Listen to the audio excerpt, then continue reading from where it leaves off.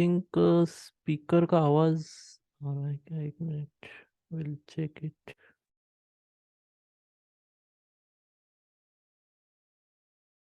या okay, okay, now it is Audible.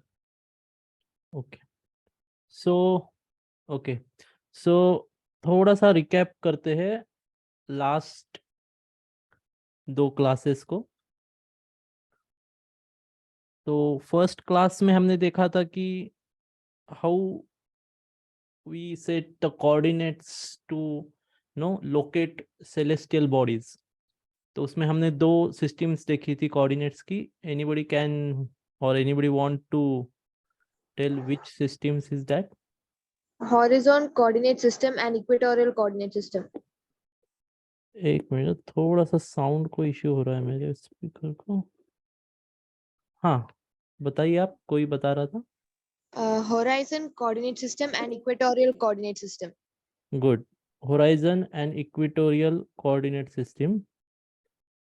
So these both systems are very important as a beginner point of view, because when you start to observe night sky, so basically these both systems are helpful if you have a telescope or if you are doing naked sky observation. So this systems is very important. And मैंने कहा था कि इसी के साथ मैंने आपको कुछ असाइनमेंट भी दिया था कि आप देखो बाहर जाके। आप सॉफ्ट एक ऐप होता है स्टेरिलियम मोबाइल ऐप, तो उसमें आप वो मोबाइल में इंस्टॉल करके just find out the parameters और coordinates of celestial object which is visible to naked eye, and उसके ऑब्जर्वेशंस लेना शुरू करो। Because why when you taking the observations ना, you can see the patterns, जो हमारा सेकेंड क्लास में हमने देखा था कि पैटर्न ढूंढना एक ऑब्जर्वर, एक एस्ट्रोनॉमर के लिए बहुत इंपॉर्टेंट है पैटर्न ढूंढना। बट आप पैटर्न तभी ढूंढ पाओगे जब आपके पास डेटा होगा, एंड डेटा तभी आएगा जब ऑब्जर्वेशन करोगे। So this every step is link to each other. So from start you know कि डेटा कैसा लेना है, किस चीज का डेटा लेना है।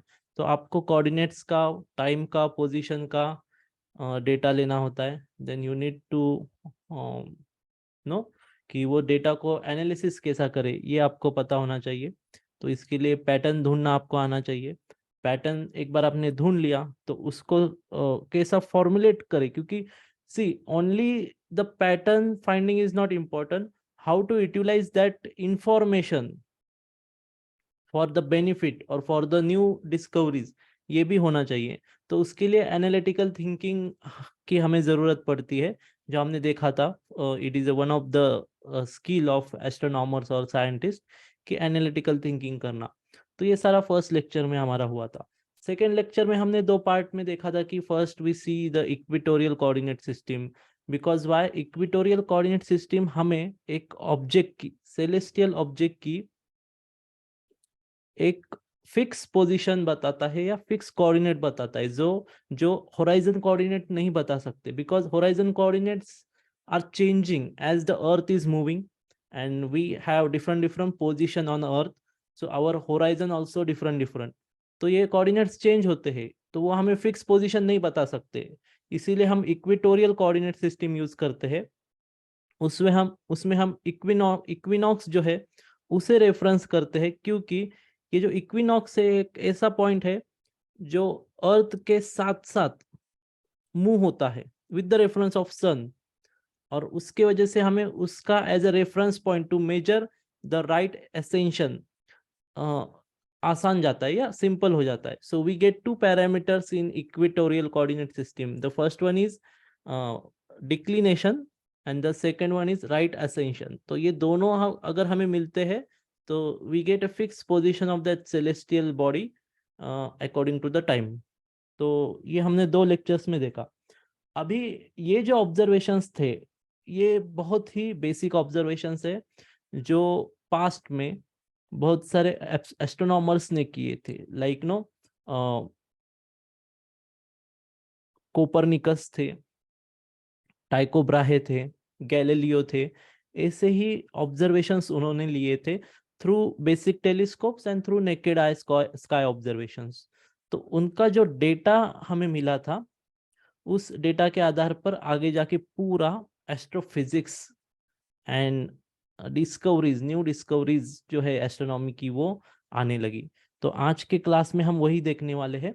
सो आज के क्लास में हम क्या क्या देखेंगे, ये मैं अभी पीपीटी में तो बताऊंगा ही आपको, बट सिमिलरली ये जो लॉज हम देखेंगे ये कैसे हमारे रियल लाइफ में भी अफेक्ट करते हैं। And I think you all are from no 7th and 8th standard, तो आपको ये जो लॉज हम देखेंगे ये 9th एंड 10th स्टैंडर्ड में भी कैसे आपके बुक्स में है साइंस के, ये भी आपको पता चलेगा जब आप इसे आगे देखना, स्टडी करना शुरू करोगे। Okay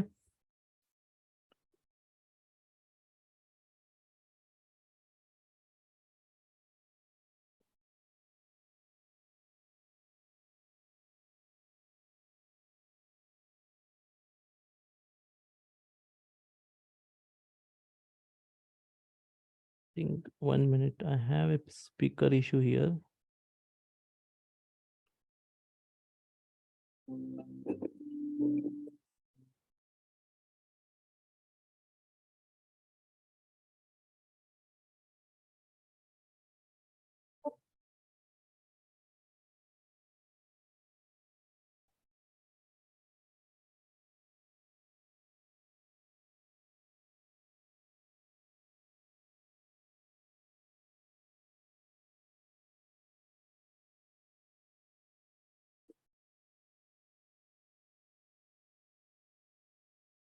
Okay, we'll do.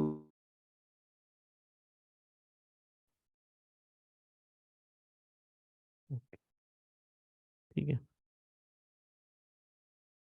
So we'll start with today's PPT.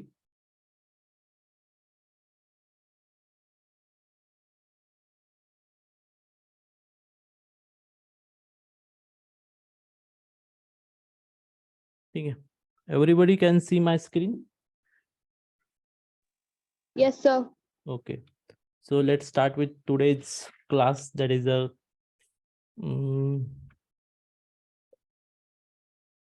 1 minute. What happened?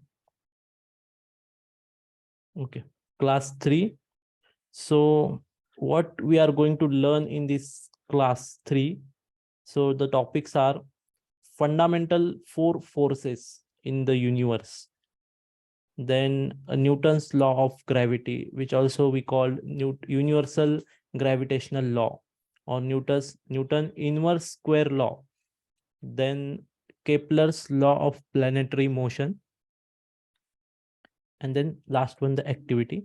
So let's start with the first topic, that is the fundamental 4 forces. So okay, fundamental 4 forces. तो कोई बताएगा कि फोर्स क्या होता है, what is the force? I want to keep this interaction, means इस session is interactive, so just keep it interactive कि आप बताइए फोर्स क्या होता है। यस और no? Hello? Yes, sir. So, force is anything which is made by exerting pressure, okay and the force can change the shape or size of the body, or it can change the speed or velocity, or change the direction of a moving body. It can bring the body to rest, or can even move it. Okay great, anyone else? Work done per unit time. Sorry? Force is work done per unit time. Okay, force is work done per unit time. Okay, Ritika, you have any idea?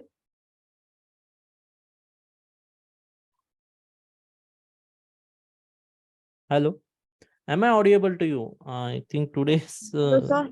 yes, yeah, So, force is an energy exerted which can change one body to rest to motion. okay, great. So देखिए, basically हम simple भाषा में बोलेंगे force को, Force is the agency, external agency, which causes the body to change its natural states. कि एक ऐसी external agency जिसकी वजह से एक बॉडी की नेचुरल स्टेट जो है, means it is in static mode, ये उसकी नेचुरल स्टेट हो गई, या it is in dynamic mode, तो उसको चेंज करने के लिए वो एक्सटर्नल एजेंसी कॉज होती है, रीजन होती है, उसको हम फोर्स कहते हैं.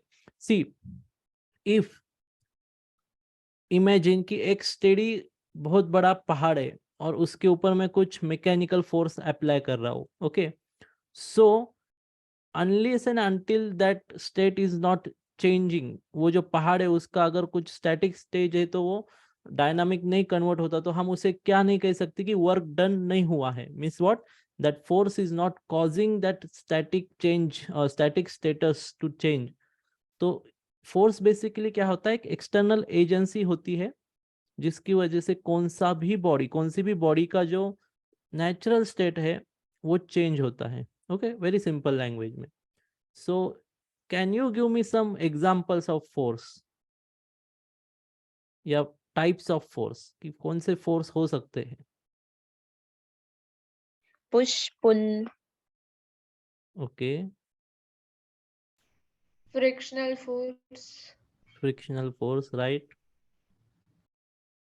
gravitational force, gravitational force, right. Mechanical force. electromagnetic force, electromagnetic force, okay, right. Mechanical force. Mechanical force also, okay. See, these are the very much daily life examples है ये, कि हम देखते हैं हमारे आसपास भी, and we studied the examples of forces.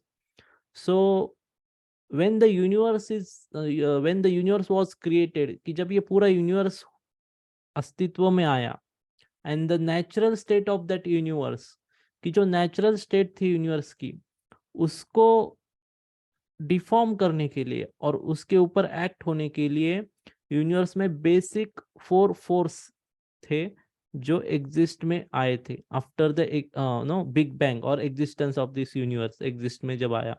तो हम अभी वही 4 फोर्स देखने जा रहे हैं. एंड बियॉन्ड दैट, कि इसके बाद जो है वो इस फोर्स के सिर्फ कन्वर्जन है, कि बेसिक जो फंडामेंटल फोर्स है ये यही है जो हम देखते हैं, लाइक फ्रिक्शन फोर्स देखते हैं, या किसी ने कहा कि push pull, mechanical force. This is the sub types of this main fundamental force. तो वो फोर फोर्सेस कौन से हैं? सो उसमें पहला आता है ग्रेविटी फोर्स. ओके, ग्रेविटी, जैसा मैंने पहले लेक्चर में कहा था कि gravity is not force, but after the Einstein explain his general theory of relativity, उससे पहले इसे फोर्स ही माना जाता था. Okay, and we can consider for a physics point of view it is a force. Okay, the second one is the weak force, and third one is the electromagnetism, and the fourth one is the strong force. This is the 4 fundamental force. ये 4 fundamental force है universe में, जो universe के exist में आने के बाद active हुए, और उसके कारण यूनिवर्स की जो स्टैटिक स्टेज थी, जैसे हमने देखा था बिग बैंग का वो जो एक फिगर था ना, उसमें देखा था कि डार्क एज था. वो डार्क एज में कुछ भी नहीं हो रहा था, जस्ट ओनली गैस का क्लाउड था. एंड दैट पार्टिकल हम देखेंगे बाद में, that is the plasma state of any nuclei और एटम. एटम का वो प्लाज्मा स्टेट था, वहां पे कौन सा ही एलिमेंट फॉर्म नहीं हुआ था. And after that millions of year we consider dark age, कि वहां पूरा स्टैटिक था यूनिवर्स, कुछ भी नई एक्टिविटी हो रहा था.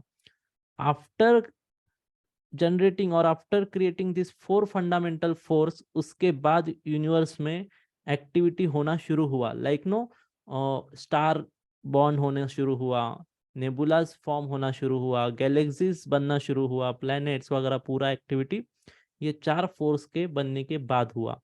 तो ये कौन से 4 फोर्स है? तो आपको ग्रेविटी तो पता है.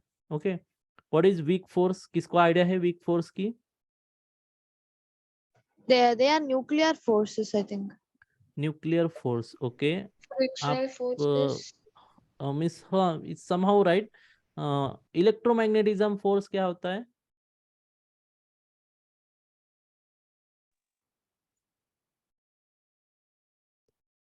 ओके, ठीक है। द स्ट्रॉन्ग फोर्स क्या होता है? ठीक है। Weak force and strong forces both are the types of nuclear forces. Yes yes, it is related two nuclei और एटम। सो ये क्या है एग्जैक्टली हम देखेंगे नेक्स्ट फिगर में। This is the 4 fundamental force, यहाँ पे आपको दिखाई दे रहा होगा। Okay, so the first force is the gravity force. कि ग्रेविटेशनल फोर्स क्या होता है एग्जैक्टली कि मैं जस्ट यहाँ पे आपको दिखाऊंगा एक सिंपल सा एक्सप्लेनेशन कि gravitational force means the attraction between two bodies which have certain masses. कि दो बॉडीज के बीच में का attraction generally it is no attracting force होता है, मट मींस एक दूसरे से ये अट्रैक्ट करते हैं एक दूसरे को। If m1 and m2 have certain masses, तो ये एक दूसरे को अट्रैक्ट करेंगे, तो ये अट्रैक्शन का फोर्स है gravitational force. Okay, so this is one of the basic force. अभी इसका अगर नेचर हम देखेंगे, इसमें डिटेल हम बाद में जाने वाले हैं, बट इसका नेचर आप अगर देखोगे तो as a strength point of view ये काफी वीक होता है। As a strength point of view ये काफी वीक होता है, but as a range point of view it is infinite. ठीक है, as a strength point of view ये काफी वीक होता है। मान लीजिए कि आप एक चीज सरफेस या ग्राउंड के ऊपर है, तो वो ग्रेविटेशनल फोर्स के कारण ग्राउंड के ऊपर है, but you can if you that means particular mass और that particular thing you can lift, कि आप वो अगर उठाओगे तो वो पट से आप उठा सकते हो अगर आपके वेट के कैपेसिटी के रेंज में हो तो ये काफी वीक होता है। इसके कारण आप उसे चेंज कर सकते हो, आप एक्सटर्नल फोर्स अप्लाई करके उसकी जो स्टेट है नेचुरल स्टेट उसे चेंज कर सकते हो, तो इसके कारण ये काफी वीक होता है। सेकेंड फोर्स जो है, अभी हम इसमें डायग्राम वाइज जाएंगे। सेकेंड फोर्स जो है that is the electromagnetism force. So what is this electromagnetism force? पहले तो हम देखेंगे कि मैग्नेटिज्म क्या होता है। यस, क्या होगा magnetism? Sir, some natural magnets or artificial magnets attract some types of metals. Okay, ठीक है, ठीक है। इसके बारे में हम देखेंगे कि मैग्नेटिज्म क्या होता है कि it is the attraction force between two similar atoms, okay, due to its natural electron property। अभी इलेक्ट्रॉन्स का जो प्रॉपर्टी होता है इसका मटेरियल का, उसके कारण इस दो एटम के बीच में एक नेचुरल अट्रैक्शन फोर्स क्रिएट होता है, उसे हम मैग्नेटिज्म कहते हैं। Okay, so what is electromagnetism then?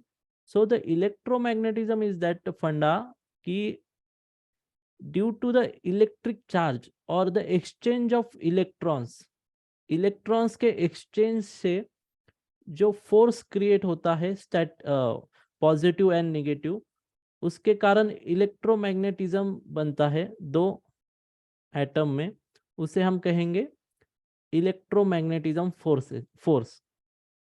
Generally इसका एक प्रॉपर्टी ऐसा होता है कि ये जो फोर्स क्रिएट होता है ये सिमिलर जो एटम्स होते हैं उस उनमें ही होता है, मींस सिमिलर एलिमेंट्स के। और इसके कारण इसकी जो प्रॉपर्टीज है उसमें क्या क्या आता है, एक तो attraction force between two different poles, कि पॉजिटिव निगेटिव में अट्रैक्शन होता है, पॉजिटिव पॉजिटिव में रिपल्शन होता है, एंड साथ ही साथ it can create the electromagnetic field. ये एक इलेक्ट्रोमैग्नेटिक फील्ड भी बनाता है ये फोर्स, जिसमें ये फोर्स है। तो बेसिकली ये फोर्स हमें कहाँ देखने मिलता है, जहाँ पे एटम्स जो है ये रिवॉल्व हो रहे हैं ड्यू टू द वेलोसिटी जिसको है, सॉरी, वेलोसिटी जिस मटेरियल को आती है उसमें ये फोर्स हमें देखने को मिलता है। सो इफ यू कंसीडर कि जैसा आपने डायनामो देखा होगा कि डायनामो आप जब रिवॉल्व करते हो मैग्नेट्स के पोल के बीच में, तो इलेक्ट्रिक चार्ज क्रिएट होता है। एंड इलेक्ट्रिक जो ये है इलेक्ट्रोमैग्नेटिज्म या इलेक्ट्रॉनिक सॉरी इलेक्ट्रिक जो फील्ड है, इलेक्ट्रोमैग्नेटिज्म फील्ड, वो क्रिएट होता है। सो उसे हम कहते हैं इलेक्ट्रोमैग्नेटिज्म फोर्स। ठीक है, तो this is the second fundamental force. अभी इसका नेचर हम देखेंगे तो it is also a very weak force, ये भी एक वीक फोर्स ही है। And the range of this force is infinite. वापस से, the range of this force also है इनफाइनाइट, बिकॉज जो इलेक्ट्रोमैग्नेटिक वेव्स क्रिएट होते हैं इसमें, that is also A one form of light, एक लाइट का ही फॉर्म है, या नियर द लाइट वेव्स के नियर वो वेव्स होती है। और लाइट की जो रेंज है हम कहते हैं कि बहुत इनफाइनाइट रेंज है, दूर तक जाती है। सेम इलेक्ट्रोमैग्नेटिक वेव्स भी दूर तक जाती है, बट जैसे वो जितनी दूर जाएगी उतनी वीक होते जाएंगी वो। ठीक है, तो इसी के कारण इनकी रेंज जो है वो इनफाइनाइट है, but the strength is very week. तो ये दो फोर्स हमने देखे। ओके, पहला देखा ग्रेविटेशनल फोर्स, दूसरा देखा इलेक्ट्रोमैग्नेटिज्म। अभी तीसरा फोर्स हम देखेंगे पहले वीक फोर्स। वीक फोर्स क्या होगा, कोई बता सकता है, किसी को आइडिया है what is the weak force?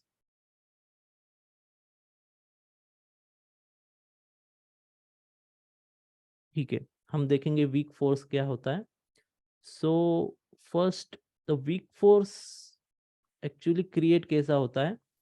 If you studied the chemistry, आप अगर केमिस्ट्री स्टडी की होगी तो आप देख सकते हो कि अगर मेरे पास एक एटम है जिसमें प्रोटॉन्स है 10 और इलेक्ट्रॉन्स है 9, दूसरा जो मेरे पास एक एटम है उसमें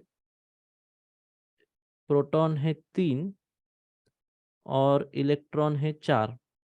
तो अभी ये जो दो एटम्स है अलग अलग एलिमेंट्स के, that is A instable atom, क्योंकि एटम कभी स्टेबल होगा जब उसकी प्रोटॉन की और इलेक्ट्रॉन की क्वांटिटी सेम होती है। इसमें क्या है, इसको स्टेबल होने के लिए एक एटम और चाहिए, सॉरी एक इलेक्ट्रॉन और चाहिए, और इसको स्टेबल होने के लिए एक इलेक्ट्रॉन कम चाहिए। तो ये क्या करेगा, इसको इलेक्ट्रॉन देगा।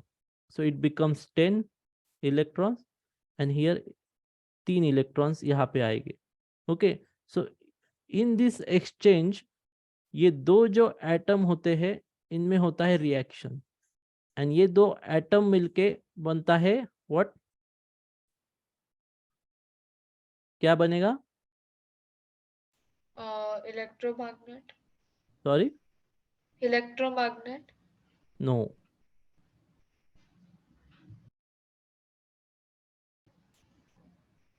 सर वीक फोर्स बनेगा।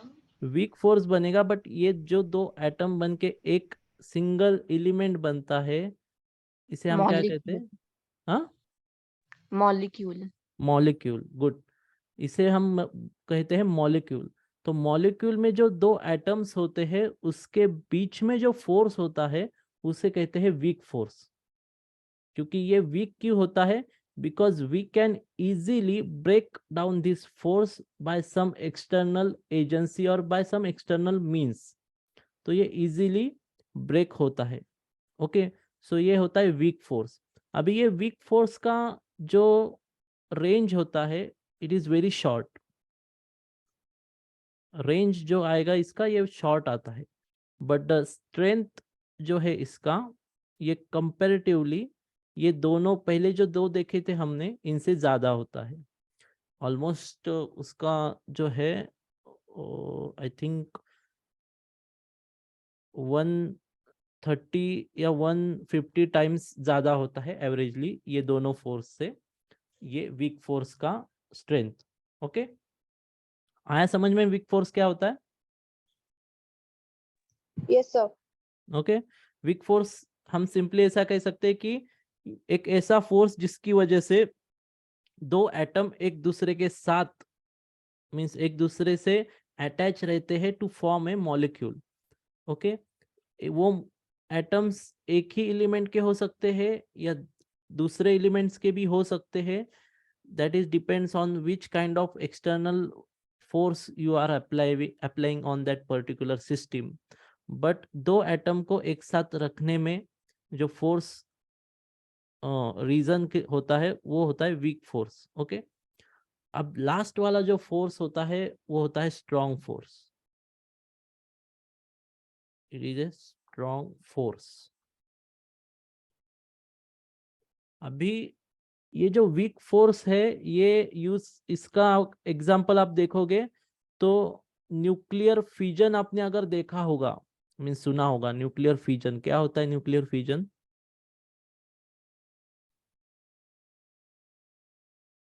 न्यूक्लियर फिजन ऐसा होता है कि एक मॉलिक्यूल से हम एक दो एटम को अगर अलग करते हैं तो उसमें एनर्जी क्रिएट होती है, उसको हम न्यूक्लियर फिजन एनर्जी कहते हैं। एंड इस प्रोसेस को न्यूक्लियर फिजन कहते हैं।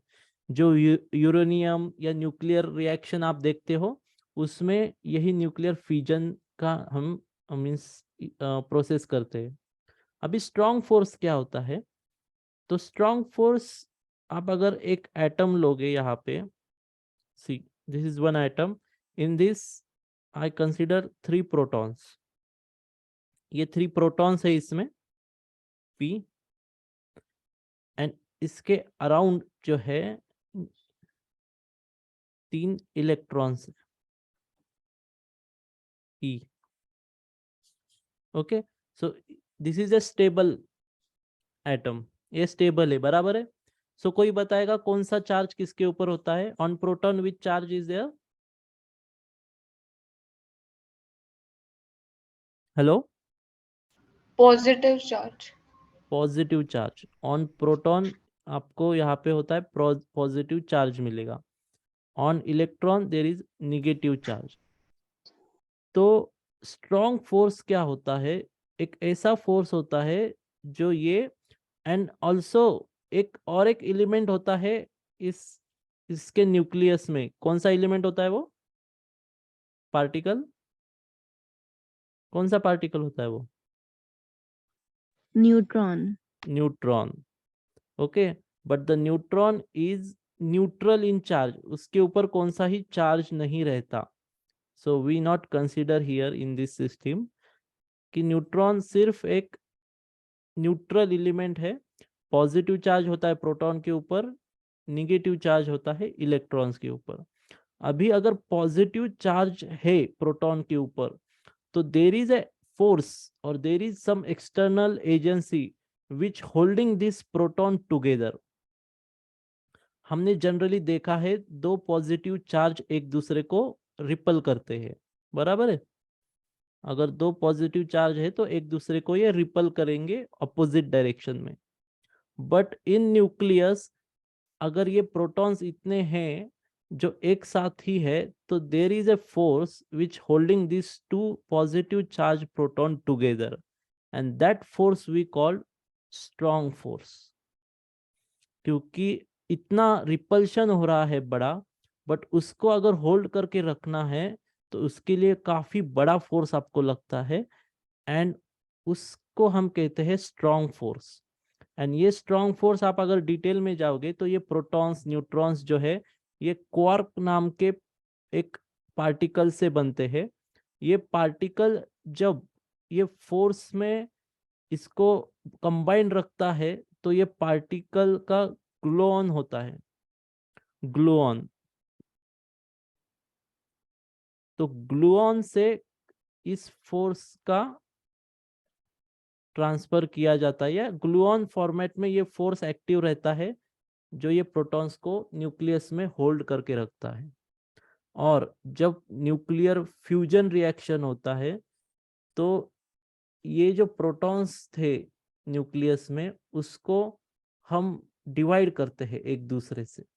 मीन्स सेपरेट करते हैं, और उसमें जो बाहर एनर्जी आती है वो बहुत होती है क्वांटिटी में. So from that strong force, this energy created in nuclear fusion, जो हर स्टार में होती है. हम जब स्टार का डिटेल, स्टार की पूरी लाइफ साइकिल देखेंगे तब ये न्यूक्लियर फ्यूजन के बारे में देखेंगे. बट फिलहाल ये 4 फोर्सेस आपको यहाँ पे एक्सप्लेन करने थे. तो आपको समझ में आया ये 4 फोर्सेस क्या है? Gravity force, weak force, electromagnetism force and strong force. If you go anywhere in the universe, ये 4 फोर्स आपको देखने को मिलेंगे. ओके, ये जो ग्रेविटी है और इलेक्ट्रोमैग्नेटिज्म है, that is a no large scale force होते हैं, इसकी रेंज बहुत ज्यादा होती है, but the strength of this force is very weak. Weak force जो है और स्ट्रांग फोर्स है, ये एटम लेवल पे या न्यूक्लियर लेवल पे दिखाई देते हैं, और उसमें भी वीक फोर्स की जो स्ट्रेंथ है ये काफी कम होती है as compare to strong force. But you can see this 4 force anywhere in the universe. जब बिग बैंग हुआ, उसके बाद बिग बैंग के बाद universe almost millions of years जो है वो डार्क एज में था, because there is only a plasma state. Plasma state क्या होता है? जहाँ पे एटम फॉर्म नहीं हुआ होता, जहाँ पे प्रोटॉन भी नहीं होते. मैंने जैसा कहा ग्लूऑन्स और क्वार्क पार्टिकल है, ये फ्रीली फ्लोइंग होते हैं, उस स्टेज को प्लाज्मा स्टेट कहते हैं. तो वो प्लाज्मा स्टेट था लगभग मिलियंस ईयर्स तक.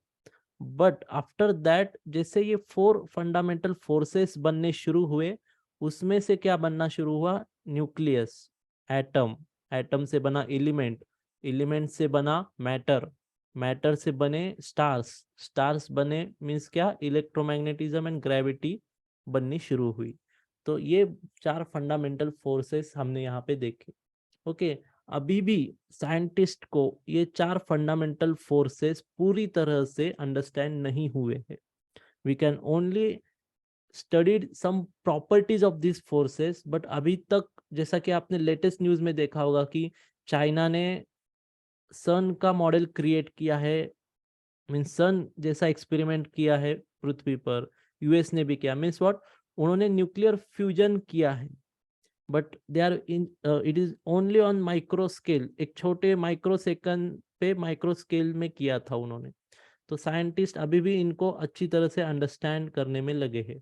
But this is the 4 fundamental forces. इसमें किसी को प्रॉब्लम, किसी को डाउट है? नहीं समझ में आया? सबको आया है समझ में? Shall we go forward? Yes, sir. Okay, so हमने देख लिया फंडामेंटल फोर्सेस क्या है, उनके टाइप, उनके मैकेनिज्म, स्ट्रेंथ, रेंज वगैरह देखी.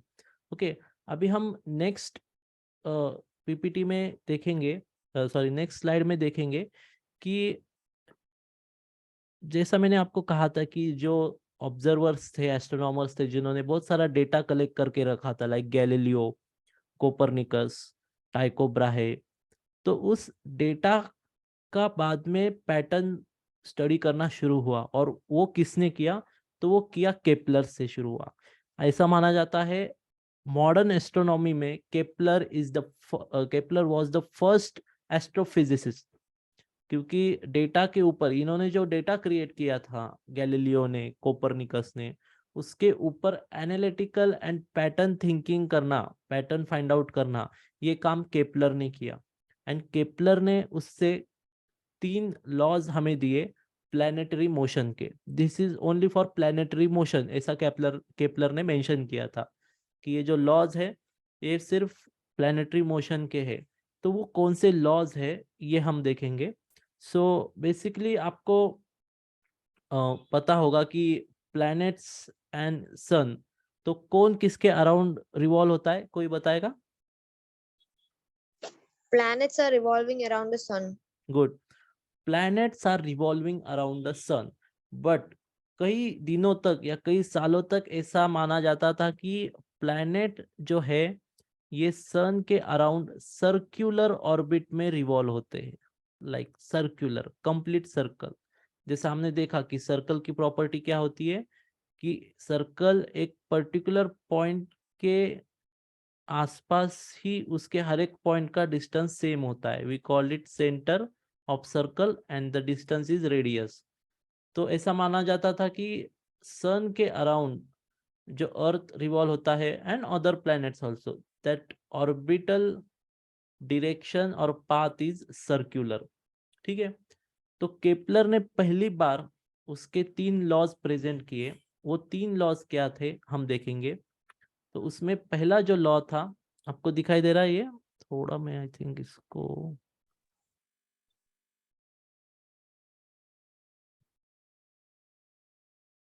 ओके ठीक है. पहला लॉ जो है वो स्टेट करता है कि all the planets revolve around the sun in elliptical orbit having the sun at one of the foci. Foci means what, focus का ये मीन्स 2 फोकस 3 फोकस ऐसा, इससे कम्युलेटिवली फोकाई कहते हैं. तो Plural of focus. Sorry Plural of focus. या plural of focus. तो ellipse में जो है ये फोकस जो है ये 2 होते हैं. ओके, इसलिए उसे फोकाई ऑफ इलिप्स कहते हैं. तो केपलर ने पहली बार मेंशन किया कि planets are revolve around the sun in elliptical orbit having sun at one of the foci. अभी फोकाई जो है या इलिप्स जो है ये थोड़ा हम यहाँ पे देखेंगे, बट ठीक है, 1 by 1 लॉ हम देखेंगे. तो पहले तो इलिप्स क्या होता है. So this is the circle and this is the ellipse. Okay, आप कंसिडर करो, थोड़ा ड्राइंग जो है मेरा ऐसा ही है. तो circle is one of the form of ellipse. तो इलिप्स जो है ये एक ऐसा शेप होता है जिसमें आप देख सकते हो कि इसमें 2 आपको डायमीटर मिलते हैं या 2 रेडियस होती है, जिसे हम इसे कहते हैं minor radius and major radius, और minor diameter major diameter. Okay, and ये इलिप्स में आपको मिलते हैं 2 फोकस पॉइंट और फोकल पॉइंट. ये फोकल पॉइंट जो है आप जब ज्योमेट्री सीखोगे तो इसका इंपॉर्टेंस आपको पता चलेगा कि इसका जो इसेंट्रिसिटी होता है वो डिपेंड करता है कि ये इलिप्स होगा. अगर इसेंट्रिसिटी लेस देन 1 होता है तो वो इलिप्स होता है. If the eccentricity is equal to 1, वो बनेगा क्या, वो बनता है parabola. And if the eccentricity more than 1, वो बनता है हाइपरबोला.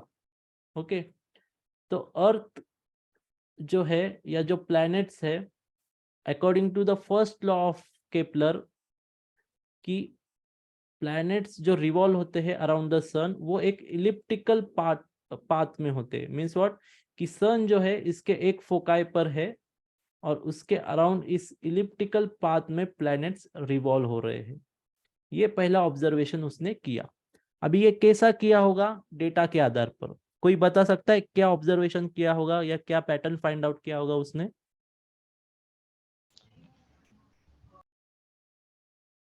यस सर, जो हमारे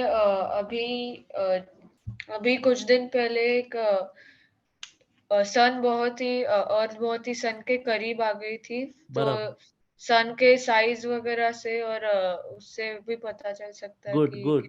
यस, अभी जो 6 जनवरी 4 से 6 जनवरी का पीरियड था उसमें अर्थ जो था वो ऑलमोस्ट यहाँ पे था, ये पोजीशन पे.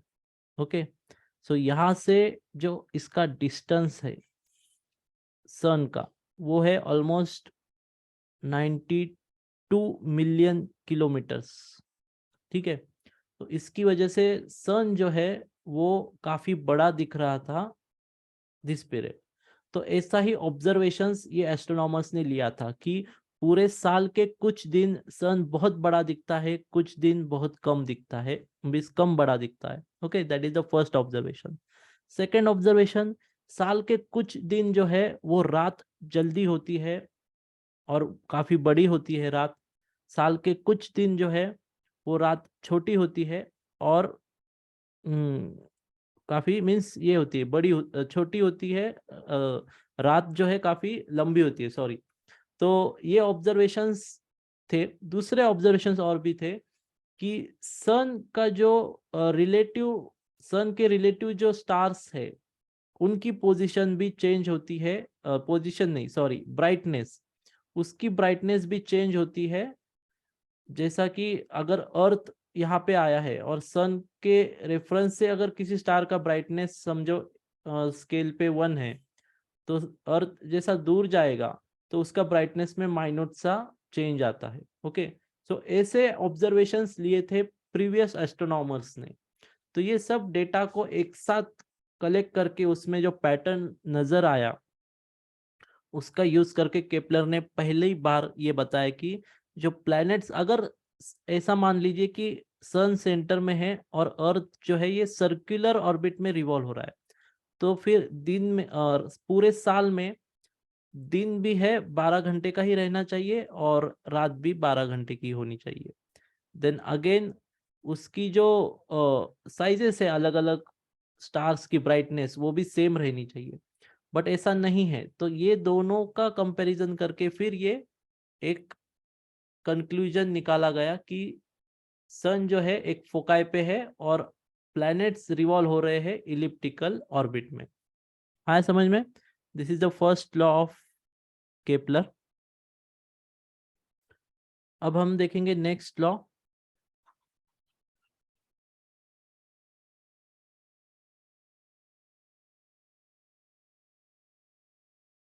So the next law is a radius vector joining any planet to the sun sweeps out equal areas in equal lengths of time। ठीक है, अब ये लॉज जो है, ये लॉ जो है सेकंड एंड थर्ड, ये डायग्राम के साथ ही आपको समझाना पड़ेगा। So will go to the next slide to understand the concept of this law. तो यहाँ पे आपको डायग्राम दिखाई दे रही है। तो फर्स्ट लॉ हमने देखा था दिस वन, कि मान लीजिए ये एक इलिप्स है। अभी इस इलिप्स में जो है इसकी इसेंट्रिसिटी काफी कम है, means very very less than 1। सो इसकी वजह से आपको ये सर्कल ही दिखाई देगा, but it is actual A ellipse, N ellipse. So second law जो स्टेट करता है वो ये करता है कि फर्स्ट लॉ में हमने देखा कि सूरज जो है, सन जो है एक फोकाई पे है और उसके इलिप्टिकल ऑर्बिट में प्लैनेट्स रिवॉल्व हो रहे हैं। It is very simple. Second law state क्या करता है कि अगर कोई प्लैनेट एक पर्टिकुलर टाइम पे जितना एरिया स्वीप करेगा, मीन्स व्हाट, कि यहाँ पे मान लीजिए फर्स्ट पॉइंट है और सेकेंड पॉइंट है, यहाँ से यहाँ जाने तक उस प्लैनेट को लगते हैं 6 महीने। ओके, तो इस 6 महीने में जितना इस इलिप्स का इसने एरिया स्वीप किया है, this area is equal to, अगर ये प्लैनेट यहाँ पे है और यहाँ पे जाने के लिए इसको लगते हैं सेम टाइम, यहाँ पे टाइम कांस्टेंट है या इक्वल है, तो ये जो एरिया ये स्वीप करेगा यहाँ पे, ये सिमिलर होगा इस एरिया से। मीन्स अगर इसे आप कहेंगे A1 और इसे कहेंगे A2, तो अगर T1 एंड T2 सेम है तो A1 and A2 also same है। आया समझ में ये? अगर किसी प्लैनेट को या किसी planet same distance same time में एरिया स्वीप करता है, तो उसी टाइम में अगर दूसरे पोजीशन पे वो ट्रैवल करेगा तो उतना ही एरिया वो स्वीप करेगा। तो यहाँ पे आपने एक ऑब्जर्व किया होगा कि ये जो डिस्टेंस है from this point to this point, it is big compare to this point, बराबर है? तो इसके वेलोसिटीज में क्या डिफरेंस आया होगा, कोई बता सकता है? यस,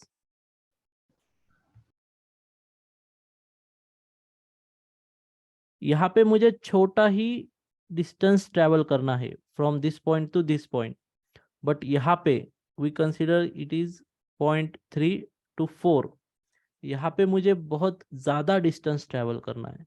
तो यहाँ पे मेरी वेलोसिटी क्या होगी as compare to this one? यहाँ पे सर ज्यादा होगी। ज्यादा होगी, because why? I need to travel a more distance here, sorry means जो प्लेनेट होगा उसको यहाँ पे ट्रेवल करना पड़ेगा ज्यादा डिस्टेंस से, तो उसकी वेलोसिटी ज्यादा होनी चाहिए। Because why, we have a same time period, यहाँ पे 6 मंथ ही है और यहाँ पे भी 6 मंथ है, तो यहाँ पे आपको मिलेगी वेलोसिटी कम। तो ये एक जो लॉ है वो स्टेट करता है। इलिप्स की एक प्रॉपर्टी है जो यहाँ पे नहीं नहीं बताई गई, कि आप अगर इलिप्स के ये दो फोकाई जो है means focal point F1 and F2, तो इलिप्स के कौन से भी पॉइंट को आप अगर इसे जॉइंट करोगे, like I take here this point, तो इसे मैं यहाँ से यहाँ तक ऐसा जॉइन करता हूँ, let name it L1 and L2, okay, so L1 and L2, now we take a second point here, यहाँ पे, और यहाँ पे उसको ज्वाइन करेंगे ऐसा यहाँ से, और इसको नाम देंगे L3 and L4।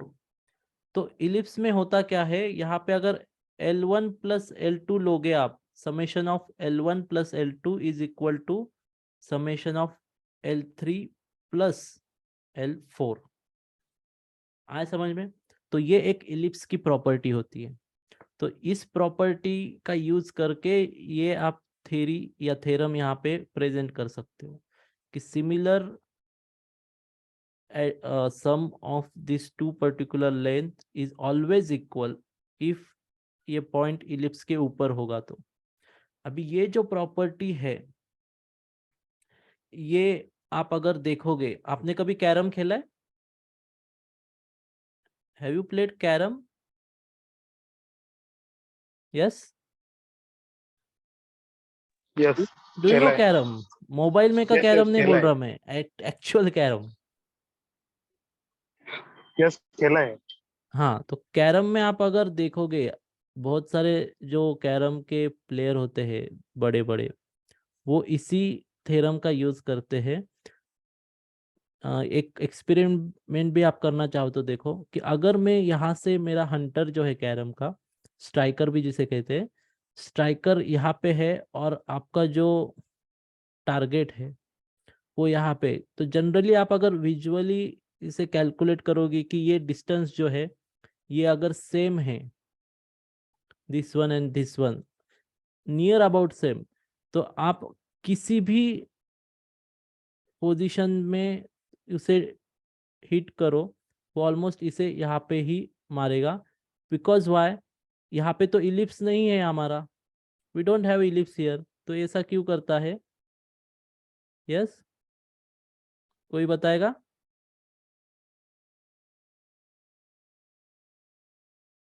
Because why ellipse नहीं होता, बट जो स्ट्राइकर हम यूज करते हैं ना, उसका शेप होता है राउंड। इसकी वजह से जब वो एक प्लेन सरफेस को स्ट्राइक करता है, तो हमें ये इफेक्ट है ये देखने को मिलता है यहाँ पे कैरम में। बट सम कंडीशंस, आपको ये कंडीशंस होनी चाहिए यहाँ पे फुलफिल, ठीक है? तो ऐसा ये प्रैक्टिकली एक एप्लीकेशन है ये प्रॉपर्टी का। जो सेकेंड लॉ ऑफ केपलर है प्लैनेटरी मोशन का, ये यही स्टेट करता है कि ये एरिया सेम होता है। तो जब अर्थ जो है इस पॉइंट को आएगा, means when the earth is here, तो अर्थ को वेलोसिटी ज्यादा मिलती है यहाँ पे। Because why, according to the law, earth को ज्यादा एरिया या ज्यादा डिस्टेंस यहाँ पे स्वीप करना पड़ता है। जब आप किसी सैटेलाइट को लॉन्च करते हो, आपने सुना होगा कि we use a gravity as a advantage, gravity का एडवांटेज हम लेते हैं।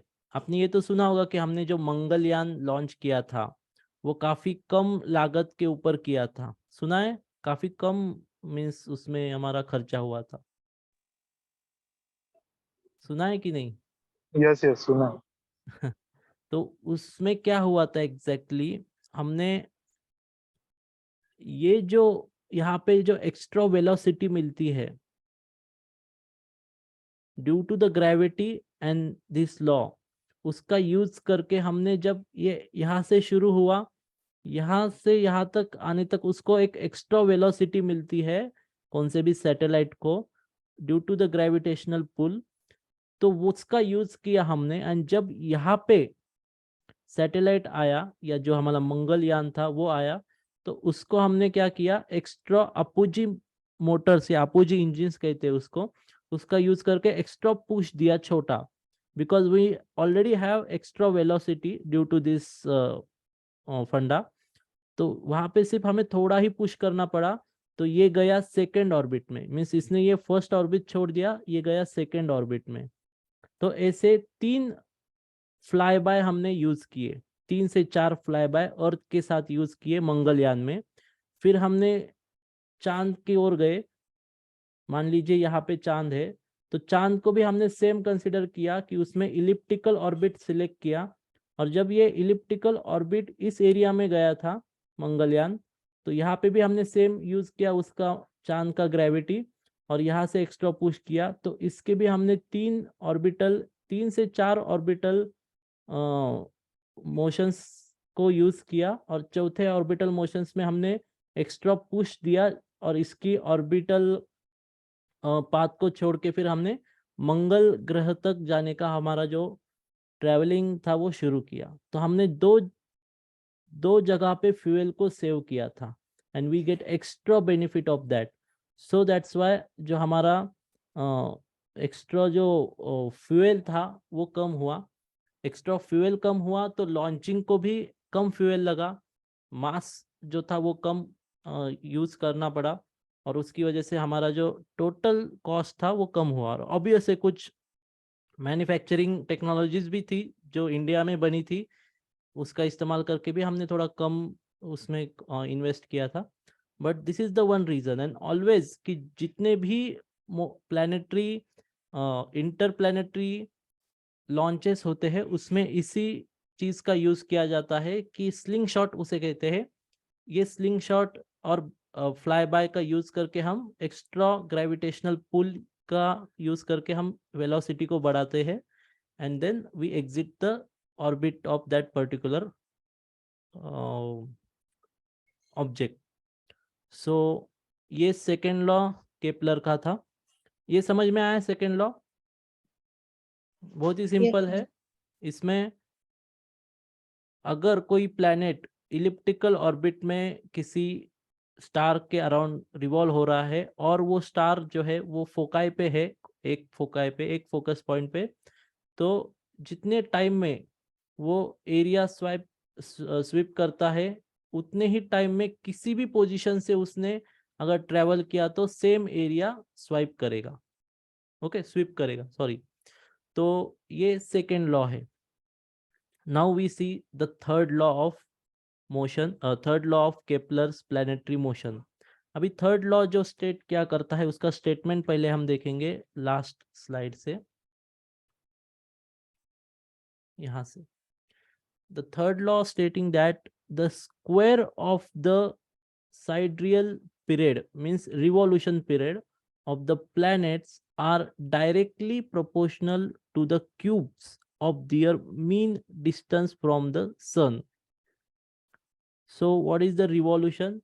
Revolution means what कि एक planet को पूरा रिवॉल्व करने के लिए जितना टाइम लगता है उसे sidereal period या फिर 1 रिवॉल्यूशन कंप्लीट करने का लगने वाला टाइम कह सकते हैं हम, टी। वो जो है डायरेक्टली प्रोपोर्शनल, उसका स्क्वायर मीन्स इसका टी का square directly proportional to the cubes of their mean distance. Means what कि ये प्लैनेट जो है ये सूरज से या इस स्टार से सर्टेन डिस्टेंस पे है, मान लीजिए आर पर है, यहाँ पे गए तो ये हो गया R1 R2। तो ये सब जितने डिस्टेंस है इसका आप अगर एवरेज लोगे तो उसे मीन डिस्टेंस कहा गया है यहाँ पे। तो इस मीन डिस्टेंस का क्यूब जो है इसके डायरेक्टली प्रोपोर्शनल में आता है। Means T square is directly proportional to the R cube. ये थर्ड लॉ का एग्जाम्पल है। तो इसमें भी सेम केपलर ने क्या डेटा यूज किया होगा कि जितना समय अगर हमें लगता है ट्रैवलिंग करने के लिए, मीन्स जो ऑब्जर्वेशंस लिए गए डे नाइट के, कि नाइट कितने बजे आती है, सूरज कितने बजे सेट होता है, सीजन्स में क्या चेंज होता है, पर्टिकुलर सूरज के कंपैरिजन में या सूरज के रेफरेंस में कितने स्टार्स कब मूव हो रहे हैं, ये सब डेटा का यूज करके केपलर ने ये रिलेशन इस्टेब्लिश किया था। बट अभी तक केपलर को यहाँ पे ये मालूम नहीं था कि अगर प्रोपोर्शनल है तो we need a proportionality constant, अगर इसे हमें यूज करना है। हम सिर्फ इतना नहीं कह सकते ना कि ये जो टाइम है, टाइम का square, it is proportional to the distance और mean distance cube, mean distance के क्यूब से प्रोपोर्शनल है। We need this proportionality constant, और वो जो कांस्टेंट है वो क्या था, यहाँ तक केपलर को ये आइडिया नहीं थी कि वो कांस्टेंट क्या हो सकता है। आफ्टर दिस वो जो कांस्टेंट है वो है gravitational constant, universal gravitational constant, G, ये वाला। और वो फाइंड आउट किया था न्यूटन ने, again by taking the data from Kepler's work. Newton ने पहली बार यहाँ पे फॉर्मुलेट किया यूनिवर्सल ग्रेविटेशनल लॉ। तो पहले तो हम देखेंगे केपलर का थर्ड जो है लॉ, यहाँ पे आपको समझ में आए क्या लॉ है, कि अगर इस प्लैनेट को पूरा रिवॉल्व करने के लिए अराउंड द सन लगता है टाइम t, एंड इसके और प्लैनेट के और सन के बीच में जो डिस्टेंस है उसे जनरली यहाँ पे a कहा गया है, बट हम कहेंगे r। तो ये r वेरी होता है जैसा प्लैनेट रिवॉल्व कर रहा है, because it is not a ellipse, sorry it is not a circle, it is ellipse. So ये इलिप्स में रिवॉल्व हो रहा है, इसकी वजह से ये r जो है ये वेरी होता है हरदम। तो ये r का एवरेज हमें लेना है। So this law state that this time taken by planet to revolve around the sun, इसका अगर स्क्वायर लोगे तो ये प्रोपोर्शनल आएगा इसके मीन डिस्टेंस के क्यूब से। ये एक लॉ यहाँ पे प्रेजेंट किया है, ठीक है। तो this is the three laws, this are the three laws of Kepler's. इसे हम प्लैनेटरी लॉज कहते हैं या प्लैनेटरी मोशन के लॉ कहते हैं, बिकॉज वाई, केपलर ने ये पूरे लॉज जो है ये प्लैनेट एंड सन के रिलेशन में ही कहे थे। इसमें कहा भी ऐसा नहीं था कि ये सभी चीज़ों के ऊपर अप्लाई हो सकते हैं, ओके। सो ये सब पूरा ऑब्जर्व करने के बाद, जब उसके बाद न्यूटन ने इसे ऑब्जर्व किया, उसके ऊपर कैलकुलेशंस किए, तो उसे ये देखने को मिला कि ये जो लॉज है ये सिर्फ प्लैनेटरी मोशन के लिए ही नहीं अप्लाई होते, ये हर उस चीज के लिए अप्लाई होते हैं जिसको मास है and which have a movement, और which have a motion and also mass. उन सभी सिस्टम्स के ऊपर ये तीन लॉ अप्लाई हो सकते हैं। और इसी का यूज करके उसने अपना पहला जो ग्रेविटेशनल रिलेटेड लॉ था, Newton's law of universal gravitation, वो प्रेजेंट किया। तो अकॉर्डिंग टू दैट लॉ क्या कहता है हम देखेंगे। Newton's law of universal gravitation is usually state that every particle which have mass attract other particle in the universe with the force of proportional to the product of their masses and inversely proportional to the square of distance between centers। यहाँ पे दो particles हम देखेंगे m1 and m2, जिनको certain m1 मास है and m2 मास है। तो according to Newton's law क्या कहते हैं कि ये दोनों के बीच में जो अट्रैक्शन है, फोर्स ऑफ अट्रैक्शन, उसका रिलेशन यहाँ पे बताया है कि F1 is equal to F2 is equal to the product of mass. अभी इक्वल टू नहीं आया, अभी तक प्रोपोर्शनल आया है। Product of their masses means m1 into m2 and inversely proportional to the square of distance between the center of these two particles. ये Newton ने यहाँ पे कहा है like this, F1 is proportional to the F2 is proportional किसके, कि अगर ये दोनों के मास का प्रोडक्ट लोगे और इनवर्सली प्रोपोर्शनल होगा उनके स्क्वायर डिस्टेंस के स्क्वायर से। ये लॉ उसने यहाँ पे दिया। बट नॉट ओनली दिस, उसने क्या किया है, ये प्रोपोर्शनैलिटी कांस्टेंट भी हमें दिया। This proportionality constant we take the gravitational universal gravitational constant G. तो ये न्यूटन का थर्ड लॉ यहाँ पे था। तो how Newton use Kepler's 3 planetary motion laws to formulate this law.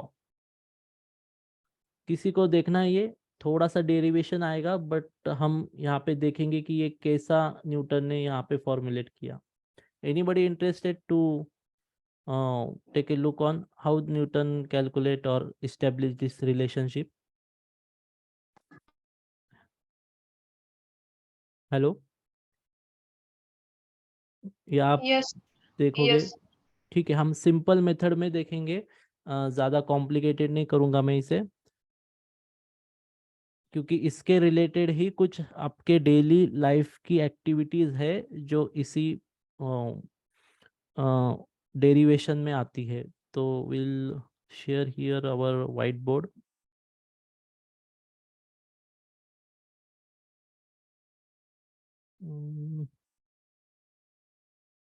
एक काम करते, विल शेयर दिस वन।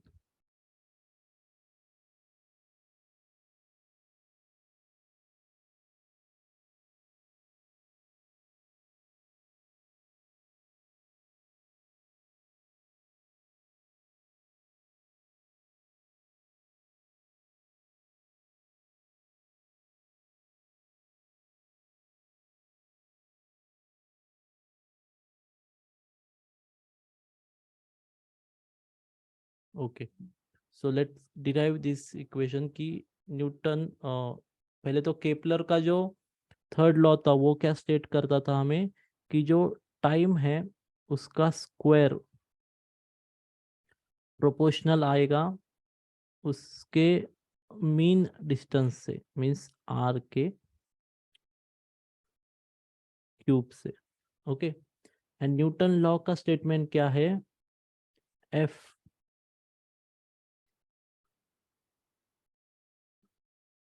ये लेंगे हम force, attraction force is sorry proportional to the product of two masses m1 m2 and inversely proportional to the square of distance। कि इसको क्या हुआ है, ओके ठीक है। तो यहाँ पे पहले ये केपलर का लॉ हम देखेंगे। केपलर के लॉ के अकॉर्डिंग ये जो आर का मीन है, मीन्स एवरेज है, वो लिया था। But why we need to take mean, because the motion of planet is elliptical. But अगर हम एज्यूम करेंगे कि motion of planet is circular है, मीन्स सन जो है वो सेंटर में है यहाँ पे,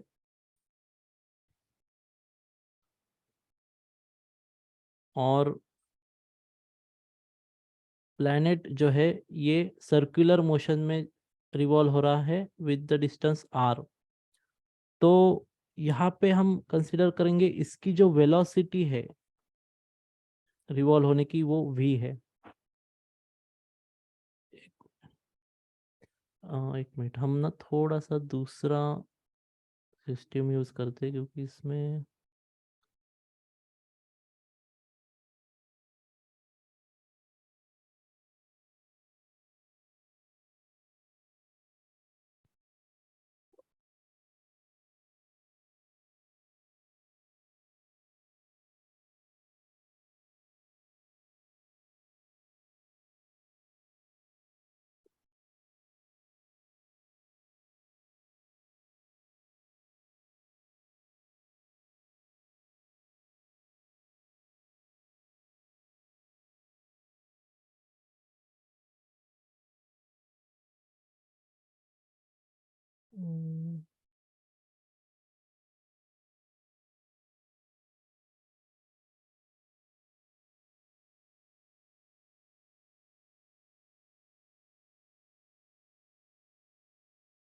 we'll take it this one blank. ठीक है, दिख रहा है आपको ये? हेलो, ब्लैंक स्लाइड दिख रहा है जिसके ऊपर मैं ड्रॉ कर रहा हूँ अभी? Yes. Okay.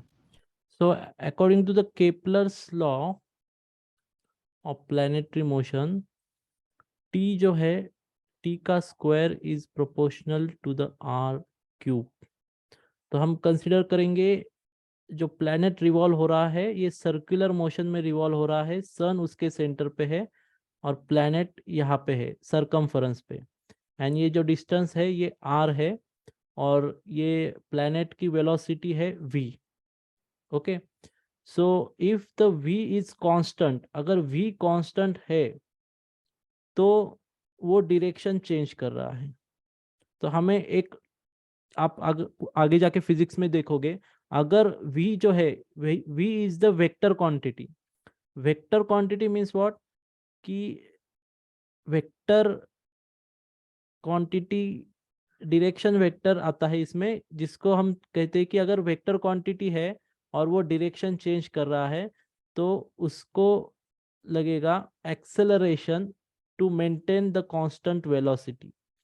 अगर प्लैनेट कांस्टेंट वेलोसिटी से जाना चाहता है around this direction, circular direction, तो उसको लगेगा extra acceleration to maintain that velocity. Okay, आप भी अगर जनरल फिजिक्स में देखोगे, आप अगर कोई गाड़ी चला रहे हो, आप सडनली अगर कोई टर्न लेते हो और आपको अगर कांस्टेंट वेलोसिटी या डायरेक्शन मेंटेन करना है तो आपको एक तो गाड़ी को ब्रेक लगाना पड़ेगा या गाड़ी को एक्सेलरेट करना पड़ेगा. दोनों में से एक तो करना पड़ेगा. In both cases you are applying external force on the body. आया समझ में? तो यहाँ पे भी अगर प्लैनेट सर्कुलर मोशन में रिवॉल्व हो रहा है और उसको वेलोसिटी कांस्टेंट रखना है तो उसको लगेगा एक्स्ट्रा एक्सेलरेशन. एक्सेलरेशन हम कह सकते हैं प्रोपोर्शनल टू द फोर्स. तो ये जो फोर्स है अप्लाई होता है to add acceleration on that body, वो होता है ग्रेविटेशनल फोर्स, और वो होता है टूवर्ड्स द सेंटर. जो स्टार है या जो सेंटर है इसका टूवर्ड्स द सेंटर होता है वो. Okay, so in this case हम ऐसा कह सकते हैं कि अगर ये रिलेशन ऐसा है towards the center, so acceleration is equal to V square upon R. Okay, generally आप देखा होगा, आपने अगर कभी फुटबॉल का मैच देखा होगा तो जब फुटबॉल में कोई प्लेयर या बेसिकली जो अटैकर होते हैं या स्ट्राइकर होते हैं, वो जब किक करते हैं फुटबॉल को तो वो एरोडायनामिकली ऐसा राउंड होके गोल पोस्ट तक जाता है, लाइक दिस. तो ऐसा क्यों होता है कि वो जानबूझ के फुटबॉल को ऐसा किक करता है ताकि फुटबॉल स्ट्रेट लाइन में नहीं जाए, वो कर्व में जाए. और जब कौन सा बॉडी वेक्टर क्वांटिटी में या वेलोसिटी में वेक्टर डायरेक्शन चेंज कर रहा है उसका, तो उसको एक्सेलरेशन मेंटेन करने के लिए एक फोर्स उसके ऊपर अप्लाई होता है जो टूवर्ड्स द सेंटर होता है.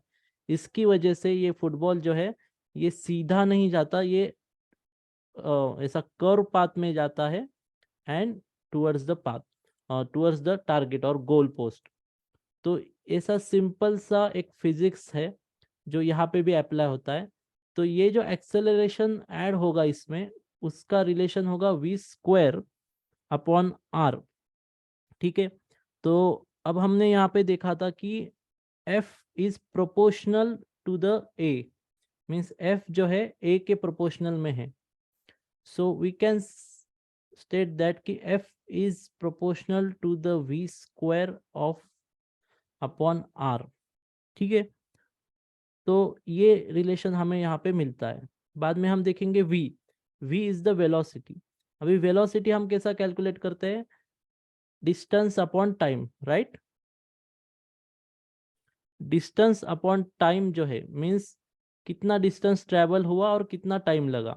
अभी डिस्टेंस जो है इस केस में क्या है, ये है सरकमफरेंस ऑफ दिस सर्कल. तो ये आएगा 2πr।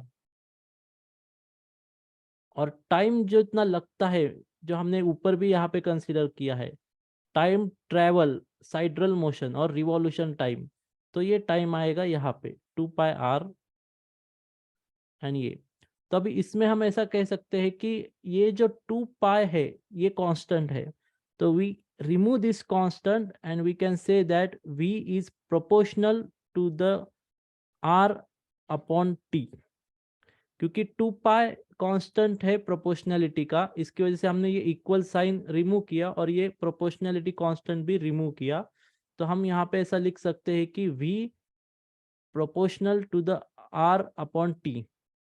यहाँ तक आया समझ में आपको? अब ताकि ये सेम है तो हम ऐसा इसको करेंगे, v square is proportional to the r square upon t square. Okay, so now we get the value of this v square. ये v स्क्वायर की वैल्यू हमें मिली है यहाँ पे, जो हम यहाँ पे डाल सकते हैं f के इक्वेशन में। So f become f proportional is equal to कितना बनेगा वो, r square upon t square और नीचे वापस से आएगा r, राइट?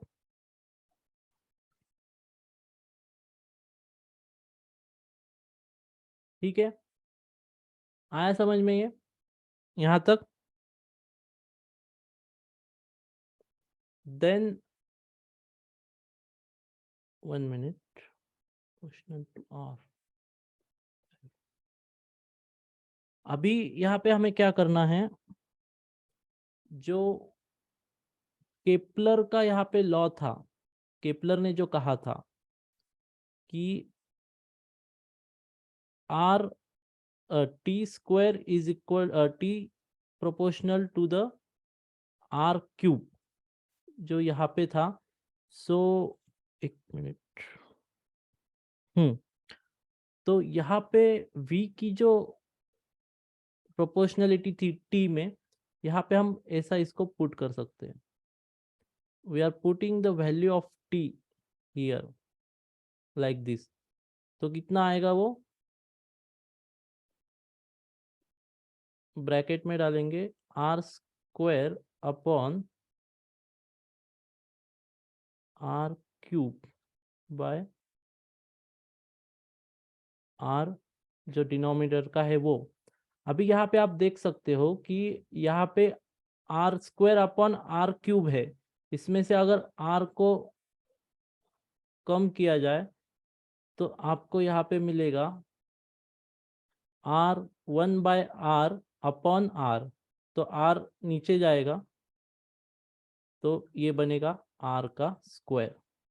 तो ये न्यूटन का यहाँ पे इनवर्स स्क्वायर लॉ बन गया है कि जो अट्रैक्शन फोर्स होता है, या जिसे हम ग्रेविटेशनल फोर्स कहते हैं, वो प्रोपोर्शनल होता है, इनवर्सली प्रोपोर्शनल होता है दो बॉडी के डिस्टेंस के स्क्वायर का। तो इस तरह से केपलर ने फाइंड आउट किया था, इस तरह से न्यूटन ने फाइंड आउट किया by using Kepler's observation gravitational law, universal gravitational law. तो ये पूरा हम अभी आज के एस्ट्रोनॉमी में कैसा यूज करते हैं, जैसा मैंने आपको बताया कि आपको अगर सैटेलाइट्स, रॉकेट्स दूर के मोशन, दूर के डिस्टेंस या मिशन पे अगर लॉन्च करने हैं, तो हम ये न्यूटन्स का जो ग्रेविटेशनल लॉ है एंड केपलर का third law and second law, इसका यूज करके हम एक्स्ट्रा बेनिफिट एडवांटेज उसका यूज करते हैं and we launch our long distance missions. तो ये तीन केपलर्स के law and this is the Newton's gravitational law हमने देखे आज, एंड साथ ही साथ फंडामेंटल 4 फोर्सेस यहाँ पे देखे।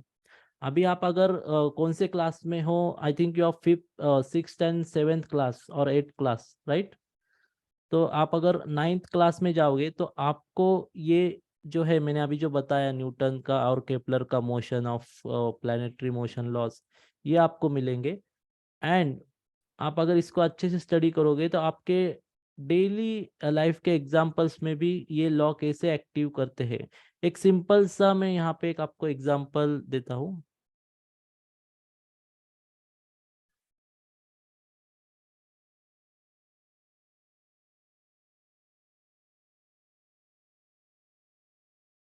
मान लीजिए कि एक व्हीकल है,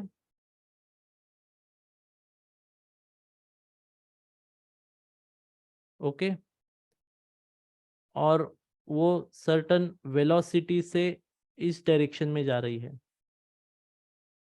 the vehicle is moving with v velocity in this direction. अगर उसका कौन सा भी tyre, we consider this one left, front left tyre जो है वो बर्स्ट होता है, तो इन दिस केस व्हीकल के ड्राइवर को क्या करना चाहिए?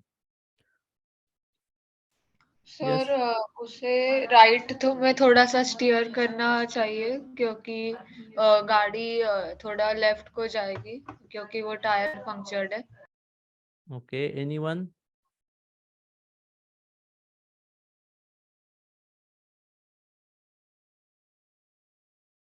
कोई गेस कर सकता है?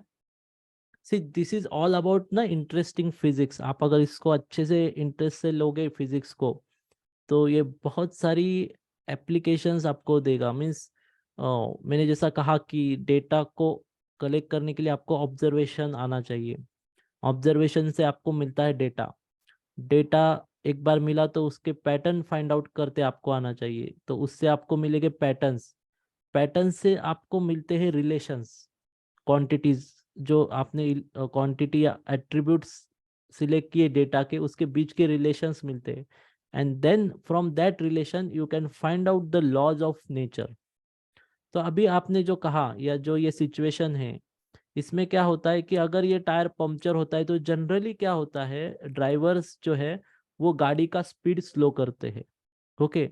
तो गाड़ी को ऑलरेडी जो ये वेक्टर जो है सामने जाने वाला वी वेक्टर, इसका फोर्स आया हुआ होता है या मोमेंटम आया होता है, and due to that momentum ये जो अपोजिट या राइट एंगल में फोर्सेस होते हैं एनी मास के, जो मास होता है उसके, वो हो जाते हैं निग्लिजिबल, ऑलमोस्ट मीन्स जीरो हो जाते हैं। इसकी वजह से गाड़ी आगे बढ़ती है।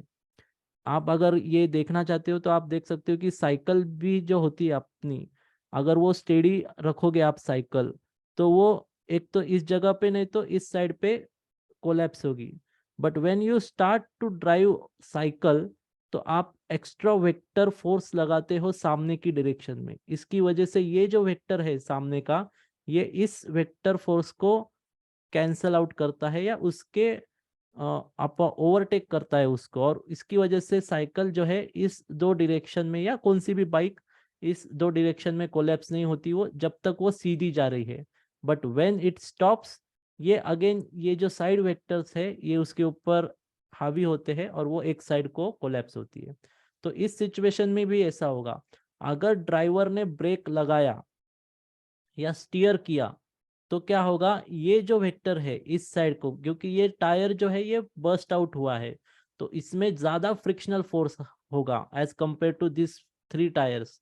तो ये ज्यादा वेक्टर इस साइड में ज्यादा बढ़ेगा, और ड्राइवर ने अगर एक्सेलरेट करना कम किया तो होगा क्या कि ये जो व्हीकल है इस पॉइंट से पिवोट होके ऐसी स्कीड होगी, मीन्स इस डायरेक्शन को जाएगी, और हो सकता है यहाँ पे अगर डिवाइडर हो या जो भी हो वहाँ पे वो जाके टकराएगी। तो इन दिस केस ड्राइवर को क्या करना होगा, एक्सेलरेटर बढ़ाना होगा। Driver needs to give more accelerate, ताकि जो ये साइड का वेक्टर बड़ा है क्वांटिटी इस फोर्स का, ये भी ओवरटेक हो इस वेक्टर से और गाड़ी स्टेबलाइज हो, और बाद में फिर यूनिफॉर्मली किसी रोड साइड को जाके वो स्टीयर करके गाड़ी को रुका सकता है यहाँ पे, ओके। तो ये बहुत मिली सेकंड में होता है, but this is the physics. जैसे मैंने आपको कहा कि आपको अगर वेलोसिटी एक डायरेक्शन में मेंटेन रखनी है और डायरेक्शन चेंज हो रहा है मींस, तो वेलोसिटी को मेंटेन रखने के लिए आपको एक्स्ट्रा एक्सेलरेशन देना पड़ता है।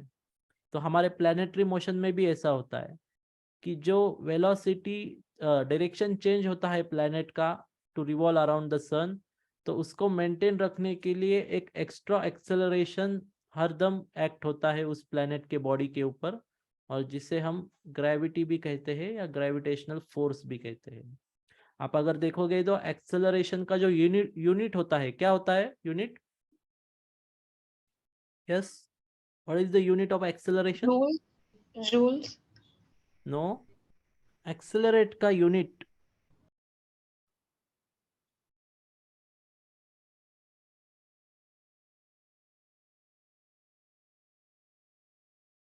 ठीक है, ये होमवर्क में दे रहा हूं आपको। एक्सेलरेशन का यूनिट आप देखो क्या होता है, एंड ग्रेविटेशन का मींस ग्रेविटी का जो है ये कांस्टेंट जी, उसका भी यूनिट देखो, ये दोनों आपको सेम मिलेगा। When you find out just drop in the group, okay? Sir, is it meter per second? यस, Sir, meter per second squared. Metre per second, Squared. Yes right. Metre per second जो होता है, या जो भी length upon time, ये होता है वेलोसिटी का यूनिट। एक्सेलरेशन का आएगा मीटर पर सेकंड स्क्वायर। तो जी का यूनिट भी आप अगर देखोगे तो सेम ही होगा ये। तो G is also a gravitational acceleration act upon the planetary body, okay? तो आज के लेक्चर में इतना ही। आपके इसके ऊपर कुछ क्वेश्चंस है?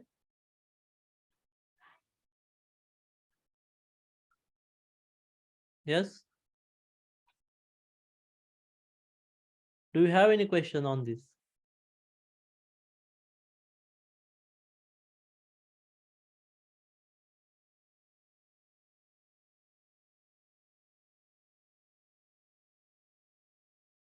Hello?